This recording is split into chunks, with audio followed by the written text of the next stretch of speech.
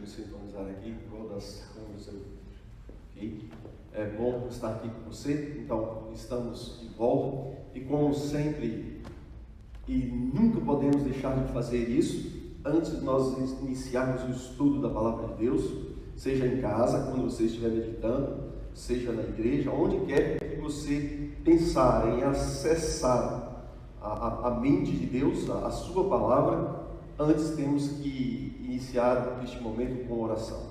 Portanto, eu convido você para este momento íntimo e este momento tão precioso e importante para nós, que é a oração. Feche os seus olhos aí, onde você estiver, e vamos orar ao nosso Deus.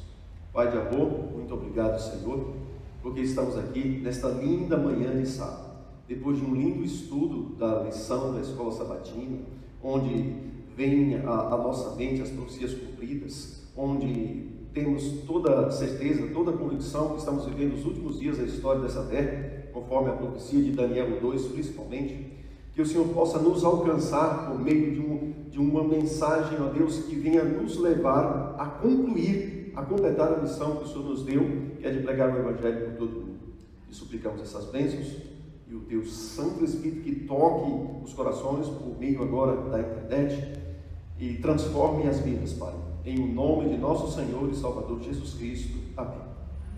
O tema de hoje, você viu lá, Elias, um homem de Deus, e quando nós pensamos em Elias como um homem de Deus, muitas vezes as pessoas tendem a pensar que Elias era uma utopia espiritual. Em outras palavras, um tipo de cristão ou um personagem que viveu no passado, no Antigo Testamento, que está muito aquém daquilo que nós podemos alcançar. Mas não. O Elias, um homem de Deus, o que ele fez, quem ele foi, a forma como ele pregou, tudo isso é possível para mim e para você também. Amém? Isso mesmo, Elias era um homem como eu e você. Eu quero convidar você para abrir a sua Bíblia no livro de Tiago. Tiago, que está aí antes de Pedro, né? Antes de 1 Pedro. Tiago, um dos grandes pregadores do Evangelho, ele diz assim, ó, Tiago, capítulo 5. Tiago 5, isso mesmo. Você está aí antes de 1 Pedro, Tiago 5, verso 17. Olha aí comigo esse texto aqui animador. Diz assim, Tiago, capítulo 5, verso 17. Elias era homem semelhante a nós, sujeito aos mesmos sentimentos, e orou com instância para que não chovesse sobre a terra, e por 3 anos e 6 meses não choveu. E orou de novo, e o céu deu chuva, e a terra fez germinar seus frutos. Veja que a Bíblia começa falando para nós, no texto de hoje, que Elias era um homem comum, mas Elias conseguiu parar as comportas do céu por 3 anos e meio, por sua oração. E depois de 3 anos e meio, Elias voltou a orar a Deus, e Deus abriu as comportas do céu. Isso mostra que eu e você também podemos chegar lá. Amém? Sábado, terça-feira da semana que passou, nós estivemos pregando diretamente no espaço do Novo Tempo. E ali eu abordei alguns aspectos da vida de Elias, como ele foi levado para Querite, depois para Sarepta. Hoje nós vamos falar sobre a vida de Elias também, mas vamos focar em um outro aspecto do seu ministério. Se você estudar o livro de 1 Reis ali, 2 Reis, você vai ver que dá para você tirar uma centena de sermões sobre a vida de Elias. E o de hoje é muito interessante. Nós vamos dar uma passada bem rapidinho ali sobre o recado que ele dá para Acabe, e vamos passar como um turista por Querite, por Sarepta, e nós vamos aterrissar no Monte Carmelo. E ali nós vamos estudar uma das mais grandes, dos maiores episódios da Bíblia, principalmente do ministério de Elias. Então vamos voltar aí agora para 1 Reis, capítulo 17. Eu quero ler para vocês aquela passagem que eu li lá na terça-feira, porque a partir dela é que nós vamos desenvolver este tema. Ela é a ponta do novelo. 1 Reis, capítulo 17, a minha Bíblia diz assim. 1 Reis diz assim, capítulo 17. Então Elias, o tesbita, dos moradores de Gileade, disse a Acabe: tão certo como vive o Senhor Deus de Israel, perante cuja face estou, nem orvalho nem chuva haverá nestes anos, segundo a minha palavra. Amém? Bom, por que Elias deu esta mensagem para o rei Acabe?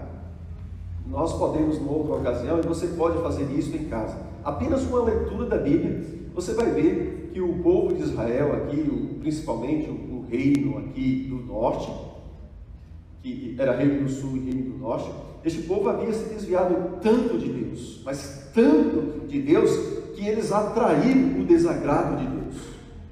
Eles passaram a adorar outros deuses, deuses pagãos. A Bíblia diz que eles ergueram altares a Baal, a Azera, a deusa, né, a companheira de Baal, como diz aí os historiadores. E por isso o povo de Israel agora, o povo escolhido de Deus, que Deus havia tirado do Egito agora, e os introduzido ali na Canaã terrestre, agora estavam adorando outros deuses, e Deus estava triste com isso. E o que é pior, se Deus permitisse aquela situação, aquele povo seria totalmente destruído. Em outras palavras, eles se perderiam. Mas a Bíblia, ali no capítulo 16 do livro de 1 Reis, diz que de todos os reis de Israel, Acabe foi o pior até aquele momento. Sabe por quê? Porque Acabe casou com esta mulher, Jezabel, que era filha de um sacerdote dos Sidônios, um homem que comandava a adoração idólatra. E agora esta mulher, Jezabel, ao invés de ser conduzida pelo seu esposo nos caminhos do Senhor, era ela que conduzia o seu esposo nos caminhos da idolatria. E o que é pior, através do seu esposo, que era o rei, ela conseguiu levar toda a nação de Israel a adorar os deuses pagãos, cuja divindade principal era este Deus Baal. E eles atribuíam a Baal tudo de bom que acontecia, a chuva que caía no seu tempo certo, o sol, as estações. Para eles, Baal era o Deus da fertilidade. A coisa estava tão descambada que antes do culto a Baal, sabe o que eles faziam? Prostitutos e prostitutas ali praticavam atos obscenos. E quando o sêmen caía no chão, eles acreditavam agradar a Baal, e desta forma Baal iria retribuí-los mandando as estações no tempo certo. Isso então fez com que Deus levantasse este homem, Elias, cujo nome significa Jeová é o meu Deus. O nome de Elias já chega dizendo quem ele era. Tanto é que Elias foi um personagem tão importante no Antigo Testamento, que ele foi citado pelos profetas, os maiores, pelos menores. A obra de João Batista foi comparada a de Elias. O próprio Jesus disse que a obra de João Batista seria no caráter de Elias, seria no espírito de Elias. E a obra do povo de Deus nos últimos dias também é comparada àquilo que Elias fez. Portanto, o ministério de Elias, nós podemos dizer que em nossos dias, tanto nós como João Batista pautou o seu ministério na vida de Elias, e Deus espera que nós pautemos o nosso ministério, a nossa vida cristã também, naquilo que Elias foi, no que ele representou para o povo de Deus. Amém? E você vai ver lá no Novo Testamento que Moisés e Elias foram os dois homens que apareceram com Jesus no Monte da Transfiguração. Elias simbolizando aqueles que serão trasladados, Moisés simbolizando aqueles que serão ressuscitados. Mas, queridos, depois que Elias deu esse recado, a coisa pegou para ele, e ele foi perseguido duramente por aquela ímpia mulher, Jezabel. Os homens ali de Acabe, o governo ali de Israel agora estava a mando de Jezabel. Lá no livro do Apocalipse você vai ver que uma prostituta montada numa besta persegue o povo de Deus. Aquela prostituta ali é uma igreja apóstata. A besta ali é o símbolo de um poder político, é o Estado. Significa que nos últimos dias a igreja, se valendo do poder civil, vai perseguir o povo de Deus. Assim como Jezabel, se valendo do governo de Israel, do exército de Israel, perseguiu Elias e mandou matar muitos dos profetas de Deus. Então Elias dá esse recado. Essa história de Elias é um paralelo daquilo que vai acontecer nos últimos dias. Mas também a história de Elias é a minha história, é a sua história. A experiência que Elias vivenciou, que Elias passou neste episódio aqui e muitos outros, são as experiências que nós também vamos passar. Portanto, é importante que nós atentemos para cá, que nós aprendamos de uma maneira mais animadora e mais detalhada o que Elias aprendeu, tá bom? Então, Elias dá o recado, Deus manda ele para Querite. Vocês aprenderam na terça-feira que Querite, todo nome na Bíblia ele tem um significado, simboliza alguma coisa. Querite significa cortar, talhar, colocar na medida. Ali Elias foi alimentado pelos corvos. Os corvos traziam pão e carne para Elias, mostrando assim que o Deus que comissiona, ele também provisiona. O Deus que manda você fazer uma coisa, também vai te capacitar para isso, ele vai te dar condições para isso. Deus não usou o homem, não usou outra coisa, usou os animais. Assim como ele usou uma jumenta para falar com Balaão, ele usou os corvos para alimentar Elias. Esse Deus que tem chamado você para realizar uma obra no nome dele, vai te dar todas as condições possíveis. Amém? Dali ele vai para Sarepta. Aparentemente encontra uma viúva pobre que não tinha o que comer, iria comer e beber a última coisa que tinha e depois morrer. Elias, olhando além das circunstâncias, diz para aquela mulher: vai, faz primeiro para mim. Parece tirar a comida da boca de criança, parece ser um absurdo, muito egoísta o pedido de Elias, mas não. Elias pede para aquela mulher exercitar a sua fé no Deus, colocar Deus em primeiro lugar, e colocou Deus em primeiro lugar na sua vida. Foi e fez primeiro para Elias. Elias comeu, depois ela. E a Bíblia diz que nunca faltou o azeite, a farinha, nunca faltou o pão. Aquela mulher conheceu Deus na cozinha. Nesse episódio, Deus mostra para nós que nós devemos buscá-lo em primeiro lugar. Não importa as circunstâncias. Se colocarmos Deus em primeiro lugar, diz Jesus Cristo lá no livro de Mateus, capítulo 6, verso 33, todas as demais coisas serão acrescentadas. Amém? Deus primeiro, depois o rei. Deus primeiro. Amém?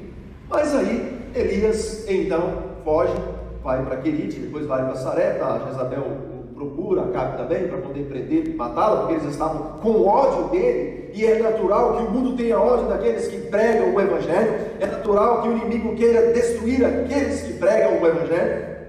Elias então marca um encontro proposital no capítulo 18 aí, depois desta procura, Elias sumiu, aí no capítulo 18 de 1 Reis, no verso 20, diz assim a Bíblia: então enviou Acabe mensageiros a todos os filhos de Israel e o ajuntou os profetas no Monte Carmelo.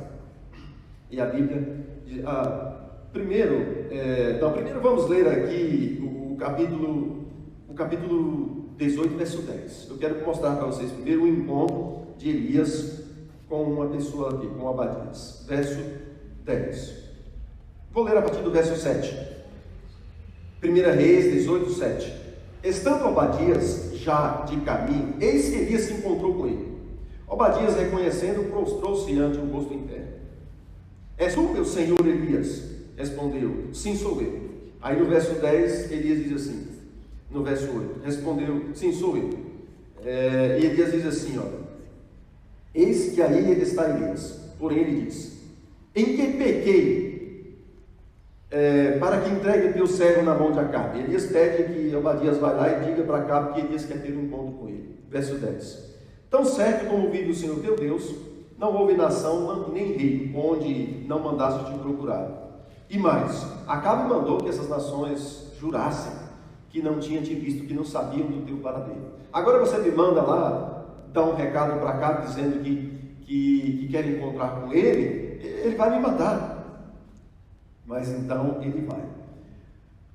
Diz assim no verso 12: poderá ser que apartando-me eu de ti, o Espírito do Senhor te leve para longe, e vindo eu a dar as novas a Acabe, e não te achando, ele me matará.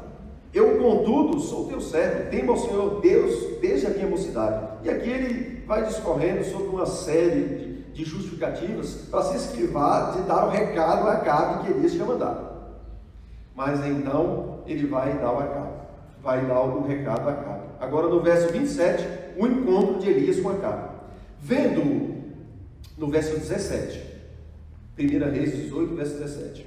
Vendo, disse-lhe Acabe, viu Elias e disse: És tu o perturbador de Israel? Respondeu Elias: Não, eu não sou. Eu não tenho perturbado Israel, mas tu e a casa de teu pai, porque deixastes os mandamentos do Senhor e seguistes os bailinhos. Agora, pois, manda ajuntar a mim todo o Israel no Monte Carmelo, como também os 450 profetas de Baal e os 400 profetas do porte ídolo que comem na mesa de Jezabel. Então, verso 20, enviou Acabe mensageiros a todos os filhos de Israel e ajuntou os profetas do Monte Carmelo. Olha que interessante.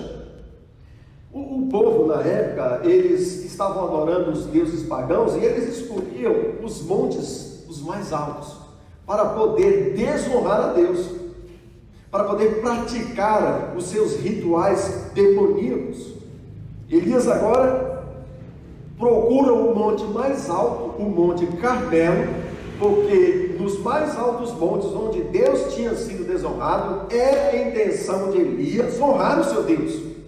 É a intenção de Elias manifestar a glória de Deus em um ponto estratégico onde todos ali pudessem ver o contraste entre Baal e entre o Deus verdadeiro.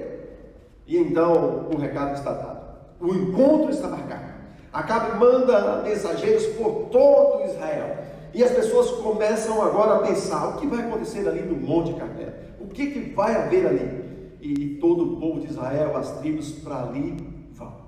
É um encontro entre Elias e os 450 profetas de Baal e mais 400 profetas de Azera. Ali haveria um combate, ali haveria um teste de fé, ali haveria um desafio para os diferentes deuses. O Deus Baal, que segundo eles mandavam as chuvas e as estações, e o Deus criador dos céus e da terra. Ali ficaria provado de uma vez por todas quem era o verdadeiro Deus. Então eles vão para lá.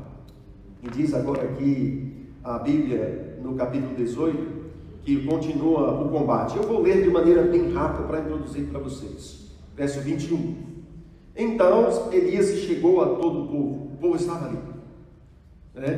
Até quando colcheareis entre dois pensamentos? Se o Senhor é Deus, segue. Se Baal é Deus, segue. Porém o povo nada lhe respondeu. Nada lhe respondeu. Diz a história que o povo foi para ali, o exército de Israel também foi para aquele lugar. O rei Acabe chegou ali todo cheio de pompa naquele ambiente, na frente dos falsos profetas de Baal. Quando Acabe chegou, eles aclamaram o rei naquele momento. Era toda aquela animação, o exército de Israel de um lado, o rei Acabe ali à frente deles, os falsos profetas de Jezabel, os outros 400 profetas de Azera, toda aquela arrumação, e o povo de Israel de um lado. E antes de iniciar o desafio naquela manhã, Elias olha para o povo de Israel, olha para a multidão que ali está e diz o seguinte: olha, se Baal é Deus, segue Baal. Agora, se ele não é Deus, segue o Deus do céu. Sabe por que Elias fez aquele apelo? Porque o povo de Israel permanecia indiferente. No momento em que Deus mais precisava daquelas pessoas, no momento em que eles deveriam manifestar a sua crença, a sua fé no verdadeiro Deus, aquele povo permanecia inerte. Por isso, Elias fez aquele desafio. Amados, se tem uma coisa que Deus abomina, é a indiferença. No meio desta pandemia, no meio de uma crise econômica, onde as pessoas estão morrendo todos os dias, no meio de um contexto, de uma sociedade fragilizada, nós que temos o conhecimento da verdade, nós que temos o conhecimento das profecias bíblicas, conforme vocês estudaram agora pela manhã, muitos de nós estamos inertes, muitos de nós não estamos fazendo nada, Muitos de nós temos até preguiça de apertar uma tecla no celular para compartilhar uma pregação. Deus olha para nós em nossos dias, e assim como Elias diz para o povo de Israel, diz: até quando vocês vão permanecer assim? Até quando você vai permanecer inerte? Até quando você vai permanecer indiferente a esta mensagem tão poderosa? Porque a Bíblia diz, no livro de Romanos, capítulo 1, verso 16, que o Evangelho é o poder de Deus para todo aquele que nele crê. Mas parece que talvez você não crê neste Evangelho porque você pouco fala dele, você pouco divulga. Muitos estão usando até a justificativa, às vezes sim, é verdade, de não sair de casa, de não visitar ninguém, para não ser contaminado pela doença.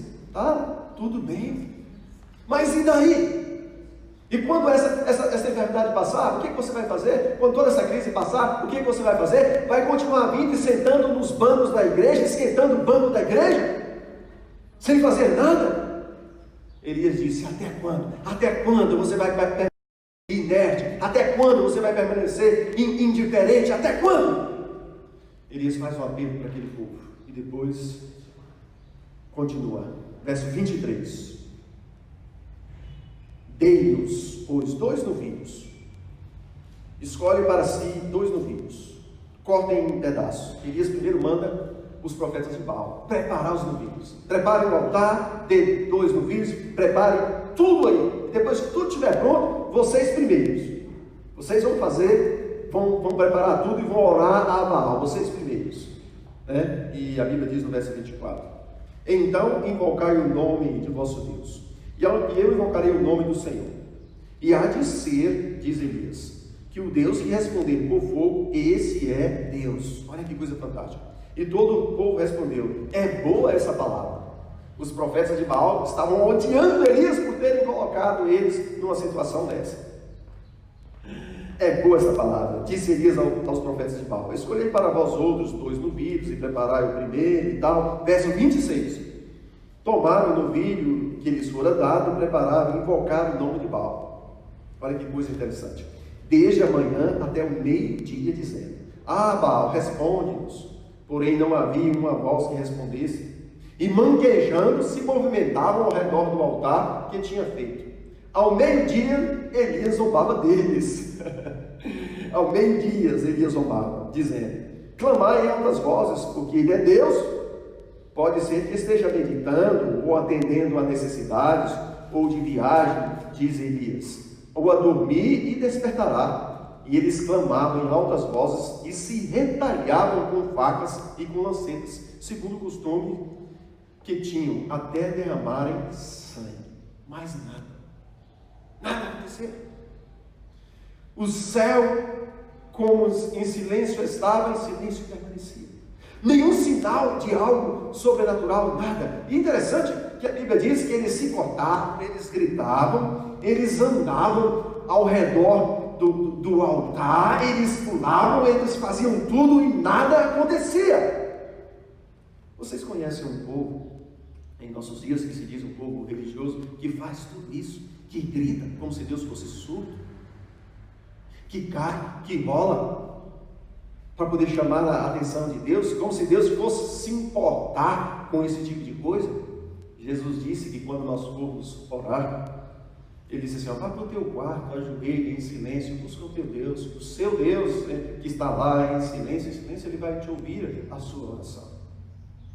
Deus não se deixa ser levado por nenhum falso entusiasmo. Deus é Deus.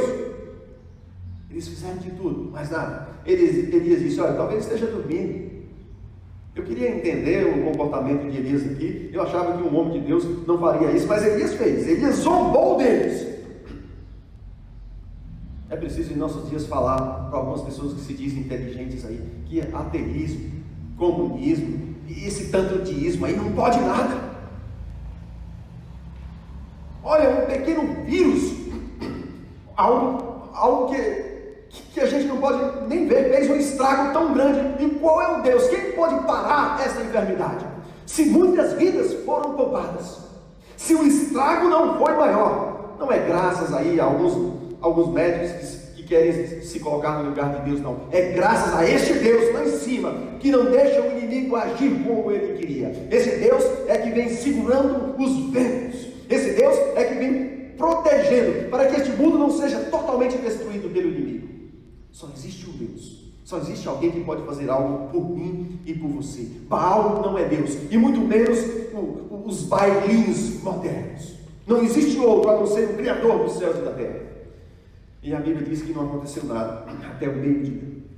Então chegou a vez de Elias. Era a hora do sacrifício da tarde. Estava aproximando das 3 da tarde aqui no nosso horário. E a Bíblia diz assim, no verso 36. Então, no verso 36 do capítulo 18. No devido tempo, para se apresentar a oferta de manjares, aproximou-se o profeta Elias e disse: pega aí, não perca esse lance. Ó Senhor, Elias preparou todo o sacrifício dele, arrumou tudo. Ó Senhor, Deus de Abraão, de Isaque e de Israel, fique hoje sabido que tu és Deus em Israel, e que eu sou teu servo, e que segundo a tua palavra fiz todas essas coisas. Responde-me, para que este povo saiba que tu, Senhor, és Deus, e que a ti fizeste retroceder o coração deles. Elias, claro, também não fez aquela oraçãozinha como se estivesse falando com um qualquer.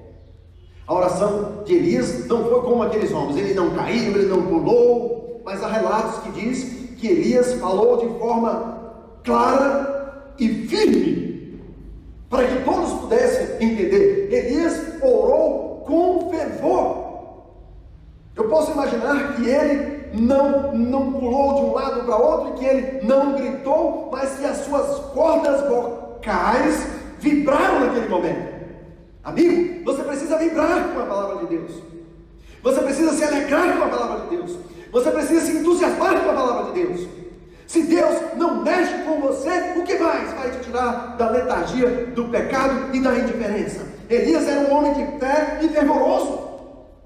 João Batista, quando pregava, era no mesmo tom, com a mesma clareza de pensamento, com o mesmo raciocínio. E da mesma forma que ele dizia raça de víboras, ele dizia: eis o Cordeiro de Deus que tira o pecado do mundo. Você pode pensar, mas por que o pastor está misturando as coisas? O que tem a ver o Cordeiro de Deus que tira o pecado do mundo?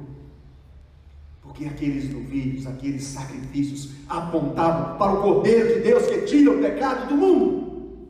E era ele que estava ali ao lado de Elias. Era ele que ali estava. E se os profetas de Baal pudessem naquele momento, eles teriam fazido descer fogo do céu.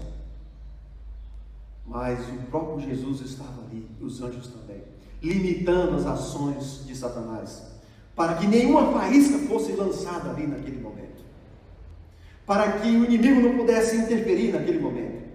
E agora chega a vez de Elias, e ele: ó Deus de Israel, de Abraão, de Isaque e de Jacó, se eu sou teu servo, e eu sei que eu sou, ouve a minha oração, para que todos saibam que tu és o Deus do céu, para que o Senhor é o Deus que manda a chuva, que o Senhor é o Deus que manda o pão, que o Senhor é que cuida de nós e não Baal. Era isso que Elias estava dizendo. E a Bíblia diz assim, verso 38: então caiu fogo do Senhor e consumiu o holocausto, e a lenha, as pedras e a terra, e ainda lambeu a arca que estava no lago. Amém? Existe um livro chamado Profetas e Reis. Outro dia eu vi alguém falando de patriarcas e profetas. Não, é Profetas e Reis, que diz que a oração ainda estava na boca de Elias, e desceu fogo do céu. Era dia, era às 3 horas da tarde no nosso contexto aqui, e o fogo que desceu do céu foi visto por todos. Quem estava no sopé, quem estava embaixo do monte, viu aquela manifestação da glória de Deus em resposta à oração de Elias. Isso mesmo, amados. Precisamos também orar como Elias. Elias orou daquele jeito porque ele tinha intimidade com Deus, e Deus quer que nós também tenhamos esta intimidade. Isso não está longe do seu alcance, não está longe do meu alcance. Eu não conheci em pessoa, mas eu fui na cidade dele fazer uma entrevista com ele. Aliás, uma entrevista com a família dele. Conversei com a esposa dele, com o tio dele, com toda a família. Essa família que tinha um membro que se chamava Célio, lá na cidade de Jacundá, Pará. Célio era um homem de Deus. E uma vez um fogo estava consumindo um quarteirão. E alguém então falou: olha, chama o irmão Célio, se ele orar esse fogo vai recuar. Chamaram o irmão Célio, e o irmão Célio junto com aquelas pessoas ali, ele disse: olha, eu vou orar, mas vocês se ajuntem comigo também em oração. O irmão Célio orou a Deus ali naquele dia, e à vista de todos, assim me chegou essa história, através da esposa e através dos outros parentes, que eles viram ali o fogo recuar naquele momento. Existem Elias modernos, existem homens e mulheres que Deus ainda ouve as suas orações. A Bíblia diz que Elias eram homens que nem nós, mas de tanto meditar na palavra de Deus, de tanto orar, de tanto buscar a Deus, de tanto manter comunhão com Deus, Deus ouviu a sua oração, e isso também está ao seu alcance. Você também pode. Esse fogo do céu consumiu tudo ali. E a Bíblia diz assim, no verso 39, o que vendo todo o povo caiu de rosto em terra e disse: ó Senhor, o Senhor é Deus. E disse Elias: lançai mão dos profetas de Baal, que nenhum deles escape. Lançaram a mão deles, e Elias fez-os descer ao ribeiro de Quizon, e ali os matou. Aí você vai: poxa, mas que mensagem bonita, mas no final Deus manda matar todos os profetas de Baal. Amados, depois de toda aquela demonstração do poder de Deus ali, de que Baal não era nada, não passava de uma crença diabólica, ele não podia fazer nada pelo povo. Depois de toda aquela demonstração, os profetas de Baal não se arrependeram e não se decidiram do lado de Deus. E Deus então de imediato disse para Elias: Elias, manda o povo agora, porque o povo agora, a ira do povo foi ativada contra os profetas de Baal. A ira foi ativada quando o fogo desceu do céu. Elias trouxe todo o povo de Israel para o lado de Deus novamente. E Deus disse para Elias: vai lá e manda matar tudo agora. Que ele foi um juízo imediato. E o povo foi lá e matou todos eles. Sabe por quê? Porque se eles continuassem vivendo, eles iriam novamente tentar arrastar o povo de Deus para a idolatria. Aqueles profetas de Baal, assim como os amalequitas, assim como os antediluvianos, era como um câncer que não tinha cura. Era um povo que havia ultrapassado os limites da graça. Deus não poderia mais alcançar aquele tipo de pessoas, não porque Deus não quisesse, mas porque eles já haviam se colocado além do alcance de Deus. E Deus então disse: vai lá e mata. Como às vezes tem que se amputar um membro de um corpo humano, porque o câncer está tomando conta de tudo, Deus foi lá e amputou os profetas de Baal da nação de Israel, para que Israel ficasse livre daquele povo. Amém? Mas o que acontece? Deus, naquele momento, fez tudo aquilo ali, o povo voltou, foi um dia maravilhoso, foi um dia fantástico, Elias no monte brilhou. Mas depois a Bíblia diz que Elias orou, choveu, ele foi, levou Acabe entrou no palácio, Elias ficou de fora, Elias em respeito a Acabe, porque ele era o rei. Mas aconteceu algo. A Bíblia diz no capítulo 19, Acabe fez saber a Jezabel, verso 1, tudo quanto tinha acontecido. Então Jezabel mandou um mensageiro a Elias a dizer: façam-me os deuses como lhes aprouver, se amanhã a estas horas não fizer eu a tua vida como fizeste a cada um deles. Verso 3, temendo, pois, Elias levantou-se para salvar a sua vida, e se foi, e chegou a Berseba, que pertence a Judá, e ali deixou o seu moço.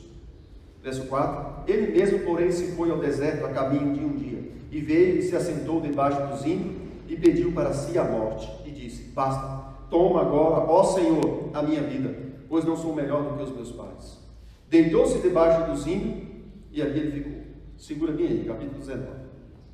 Elias, depois de um dia no monte, depois de orar e descer fogo do céu, depois de destruir todos os profetas de Baal, Elias agora recebe um recado de Jezabel, onde Jezabel prometia fazer com a vida dele, assim como ele tinha feito com todos os outros profetas. Diante desta ameaça, a Bíblia diz que Elias levantou-se e fugiu. Sabe o que eu vejo aqui? Eu vejo aqui que Elias realmente era um homem que nem eu e você. Às vezes nós estamos no topo, e nós somos homens e mulheres que nem Elias. Às vezes nós brigamos com Deus. Imagino que aquele dia, quando Elias desceu do bonde, as pessoas batiam nos seus ombros e diziam: Elias, fantástico, Elias, você foi demais, você foi o homem de Deus, você foi o cara. Por sua causa, todo o povo de Israel agora voltou. Elias, quem sabe, na fraqueza humana, quem sabe, em algum momento, a Bíblia não fala isso, mas em algum momento, ele pensou: olha, eu sou diferente mesmo. E a Bíblia vai mostrar que ele pensou isso. A Bíblia vai mostrar que ele pensou isso. Só que diante da ameaça de uma mulher pagã, Elias fugiu. Eu estive estudando o comportamento humano há muito tempo, eu venho buscando saber sobre este episódio de Elias. É que o ser humano, toda vez que ele consegue galgar os lugares altos com Deus, ele tende a cair, a se fraquejar depois. Ele fica fragilizado. Elias tinha tido um dia intenso. Elias estava fragilizado. Psicologicamente, Elias estava fácil de levar um escorregão, e foi o que aconteceu. Elias entrou numa depressão profunda. Mas não fez como alguns aí, não tirou a sua vida. Ainda bem que ele orou. Ele disse: Senhor, tira a minha vida. Ao invés de tirar a sua vida, ele orou. É assim mesmo. Às vezes nós estamos lá em cima, às vezes estamos lá embaixo, como Elias. Deus quer que nós peguemos um voo e que a nossa vida cristã seja estável. Mas às vezes, por causa da fraqueza humana, por causa deste corpo humano que foi afetado pelo pecado, tanto fisicamente como psicologicamente, às vezes nós fazemos o que Elias fez: fugimos de circunstâncias que, se nós a encarássemos pelo poder de Deus, nós venceríamos. Alguém disse, e eu concordo plenamente, que assim como Elias orou e desceu fogo do céu, ele deveria ter enfrentado Jezabel. O mesmo Deus que havia feito descer fogo do céu iria dar um jeito naquela índia princesa. Mas Elias fugiu. E a Bíblia diz que ele foi para um deserto e deixou o seu moço. É assim mesmo. Quando às vezes estamos fugindo de algumas coisas, principalmente de Deus, nós esquecemos das pessoas, esquecemos dos irmãos, esquecemos do pastor, esquecemos de tudo e fugimos. A Bíblia diz, no verso 6, verso 5: deitou-se e dormiu debaixo do zinco. E eis que um anjo tocou e disse: levanta-te e come. Olhou ele e viu junto à cabeceira um pão cozido sobre pedras em brasa e uma botija de água. Comeu, bebeu e tornou a dormir. Parou bem no verso 6. A Bíblia diz que Elias foi embora. E quem veio atrás dele? Um anjo. Um anjo do Senhor veio atrás de Elias. Que coisa fantástica. Os anjos estão aí para ministrar a salvação dos filhos de Deus. Um anjo acompanhava Moisés no deserto. Um anjo veio falar com Gideão, o anjo do Senhor. Um anjo se apresentou a Josué como sendo o príncipe do Senhor, o príncipe do exército do Senhor. Um anjo veio a Isabel e anunciou o nascimento de João Batista. Um anjo falou com Maria sobre o nascimento de Jesus Cristo. Muitas dessas passagens foi o anjo Gabriel, mas a maioria delas foi o próprio Jesus. Quando a Bíblia fala do anjo do Senhor aqui, é uma referência à segunda pessoa da Trindade, o próprio Jesus Cristo. Isso mesmo. O próprio Jesus veio ali e conversou com Elias. O próprio Jesus. Que coisa fantástica. Anjos estão aí por todos os lados. Há constante comunicação entre o céu e a terra pelos anjos. E isso vai se intensificar na medida que os dias se aproximam. Um dia, eu saí para pregar e fazer um batismo. Na verdade, se eu não me engano, eram 13 pessoas que eu iria batizar naquele dia. E naquele dia, Eu fui com a minha esposa, estávamos indo de moto, eu e minha esposa, e o filhinho, o Daniel. E nós chegamos num determinado percurso da estrada, que as pessoas queriam uma ponte nova naquele local, e eles derrubaram aquela ponte, para obrigar o prefeito a construir uma nova. Só que o prefeito estava demorando a construir aquela ponte.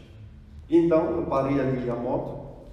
Alguém tinha dito para nós que tinha um outro desvio, mas algumas pessoas disseram que ali tinha uma pinguela, e eu disse: eu vou passar naquela pinguela, vamos para desvio, vamos seguir o curso aqui, vamos passar na pinguela. Pinguela no estado de Goiás, se bem que esse episódio foi no Pará, é uma tábua, uma tora que eles cortam ela, uma espécie de prancha, atravessa de um lugar para outro, e ali as pessoas passam caminhando de bicicleta e às vezes de moto. Foi o que eu tentei passar naquele dia. Deixei a minha esposa e ela disse assim: você vai tentar passar de moto? Eu disse: vou tentar passar de moto. Ela disse: olha, é perigoso. Eu virei para ela e disse: amor, nós precisamos chegar. Se alguma coisa acontecer, o anjo do Senhor vem e segura na traseira dessa moto. Se eu me desequilibrar, o anjo do Senhor vem e segura na traseira dessa moto. E então, ela ficou com o Daniel e eu fui. E você sabe que se você for passar num percurso desse, você não pode diminuir muito a velocidade. Não pode ser correndo muito, também não pode ser devagar, porque isso impede que você exerça o equilíbrio. E eu fui. Quando chegou no meio da ponte, meio devagar, eu desequilibrei. E o que é pior? O rio estava seco. Se eu caísse, eu me quebraria todo, morreria, morte súbita. E quando chegou no meio da travessia, no meio daquela travessia, eu me desequilibrei. Quando eu desequilibrei, fui para um lado e fui para o outro, eu falei: vou cair. Eu me entreguei naquele momento. Falei: Deus, me proteja. E quando eu me entreguei para cair, a moto se equilibrou, firmou e foi para frente, sem que eu acelerasse. Só que quando ela foi, eu aproveitei e dei uma aceleradinha também. Atravessei. Quando eu parei do outro lado, respirando agora, tranquilo, a salvo, olhei para trás, tinha um homem forte seguro na traseira da moto. Um homem forte. Quando eu olhei, tinha um segundo homem conversando com a minha esposa do outro lado. Então logo ele soltou aqui, voltou. Sei que naquele momento ali de euforia e de livramento, eu não tive percepção de tudo que estava acontecendo ao meu redor. Mas então a Roberta veio caminhando com o Daniel e eu perguntei para ela: o que foi que ele disse para você, o outro lado? Ela disse: olha, ele disse que nós não deveríamos ter passado por aqui. Tinha um atalho, por que nós não? Tinha um outro lugar, por que nós não fomos pelo outro caminho? Só que o que havia segurado na traseira da moto, a moto deles não passava. O outro ficou esperando do outro lado e eles não passaram por nós, eles voltaram. E eu fiquei pensando, se tinha um outro caminho, e eles mesmos falaram para a gente que nós deveríamos ter ido pelo outro lado, o que é que eles estavam fazendo ali? Se eles fossem pessoas normais, eles não deveriam ter ido por outro caminho, pelo outro caminho que eles estavam. O que é que eles estavam fazendo ali? Se eles voltaram e não prosseguiram, o que é que eles foram fazer ali naquele lugar? Queridos, eu não tenho dúvidas de que foi o anjo do Senhor naquele momento. E quando eu me dei conta disso, eu me arrepiei todinho naquele momento. Eu disse para a Roberta, minha esposa, eu disse: amor, as palavras têm poder. O anjo do Senhor desceu aqui para me salvar, porque eu sou um mensageiro dele, eu sou um pregador do Evangelho, eu estou envolvido nessa obra e a minha vida não vai ser tirada antes de eu cumprir o meu ministério. Amém? Queridos, o anjo do Senhor vem para nos salvar, para nos arrumar. Ele foi até Elias ali. No meu caso, ele me salvou da morte súbita. No caso de Elias, ele não aceitou a oração de Elias. E ele disse: levanta e come e bebe. A Bíblia diz no verso 7, voltou segunda vez, o anjo do Senhor tocou e disse: levanta-te, come, porque o caminho te será sobre modo longo. Levanta-te, pois come e bebe. Comeu e bebeu. E com a força daquela comida, caminhou 40 dias e 40 noites até Horebe, o monte de Deus.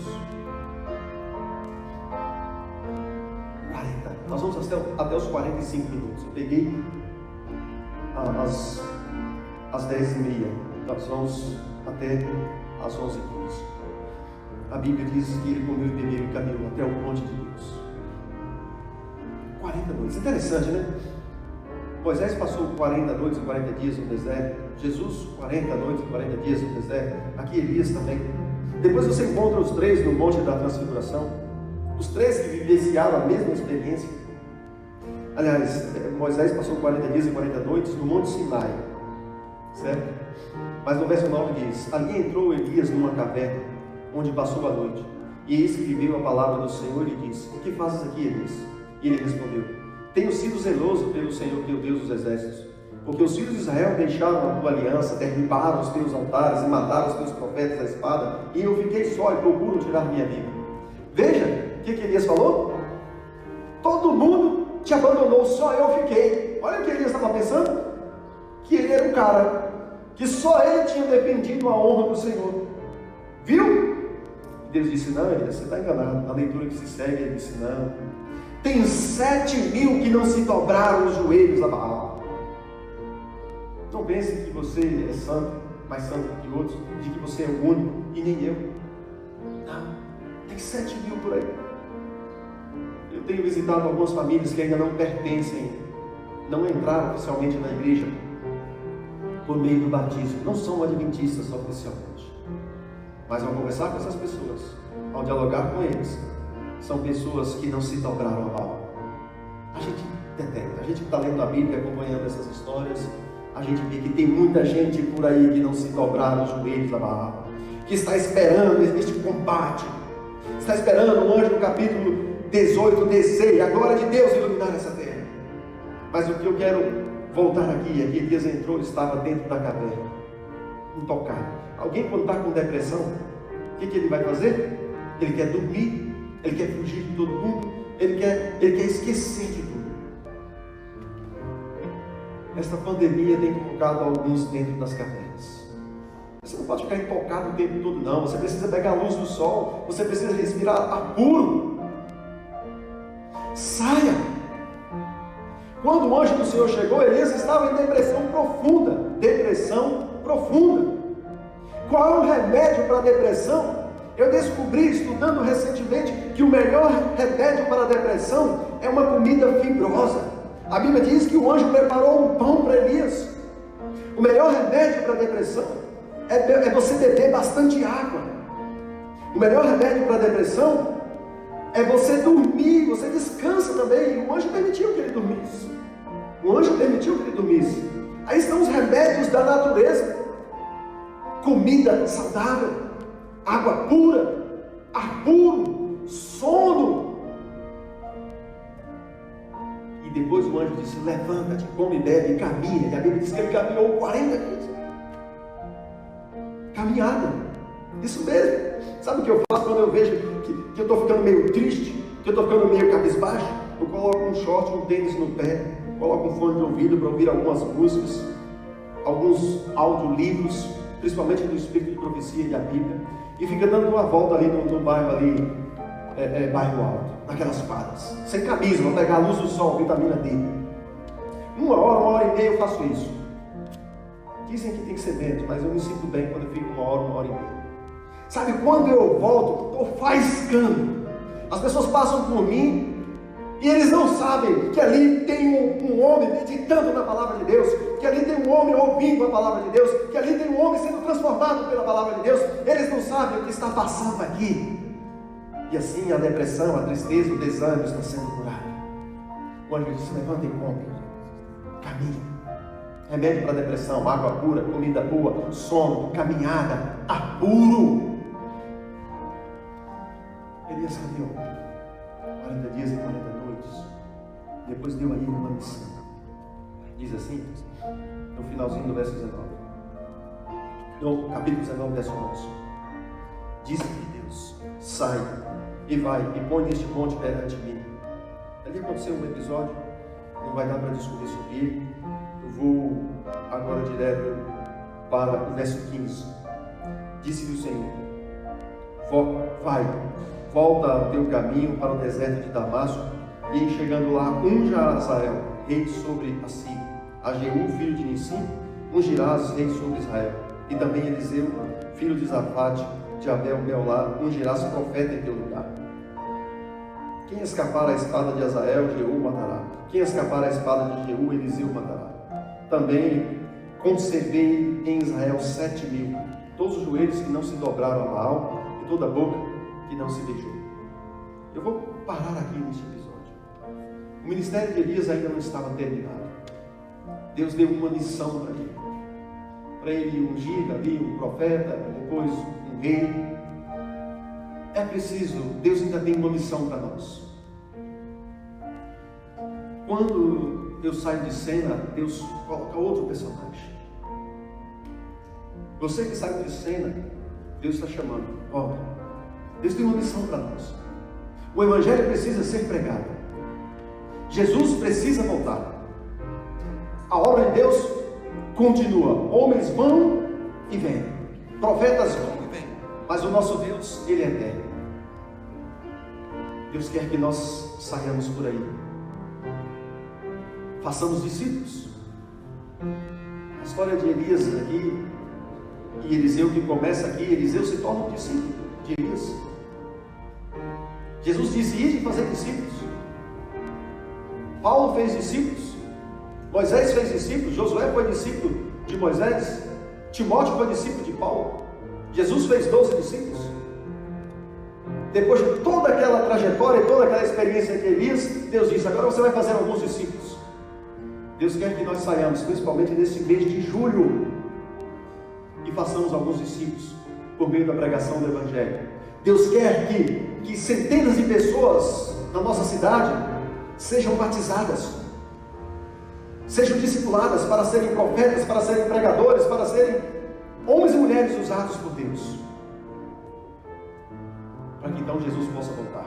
E este Evangelho do Reino será pregado em todo o mundo, em testemunho a todas as nações, então virá o fim. Você quer ser este instrumento nas mãos de Deus? Você quer ser usado por Ele na pregação do Evangelho para fazer discípulos? Você quer ir para o monte com Deus, como foi Elias?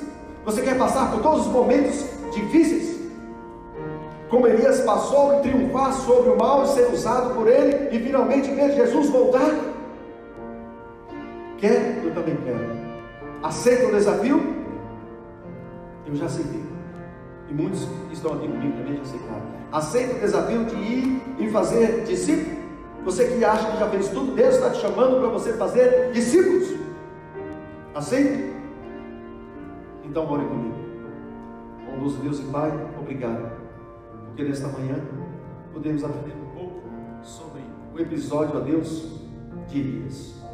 O episódio ali no Monte Carmelo, depois como ele fugiu de Jezabel, depois como ele entrou numa caverna, depois como ele foi alimentado por ti, e como o Senhor ainda pôde usá-lo, mesmo depois que ele fraquejou, comissionando a fazer discípulos. Queremos aceitar este desafio nesta manhã. Queremos ser usados por ti como foi Elias. Queremos em breve ver Jesus voltar. Usa-nos, ó Pai, cada um com o seu dom, com o dom que o Senhor deu, cada um no seu ministério, para que o planeta Terra possa ouvir a última mensagem de misericórdia, para que todos os cidadãos deste mundo sejam avisados, assim como foi o povo de Israel. E então o máximo de pessoas possam se converter ao lado de Jesus Cristo, para que o Senhor possa então executar o seu juízo sobre este mundo, sobre este ímpio mundo que não quer se dobrar a ti, assim como o Senhor executou o mesmo juízo sobre os profetas de Baal naquele dia. Mas que aqueles que aceitarem Jesus possam terem a alegria de passar desta vida para outra sem ver a morte, como no capítulo 2 de 2 Reis, Elias passou, foi trasladado. É o que eu te peço nesta manhã e agradeço em nome de nosso Senhor e Salvador Jesus Cristo. Amém. Que Deus te abençoe e até amanhã às 19h40 aqui neste mesmo lugar. Amanhã às 19h40 você é o nosso convidado. Amém? Até lá.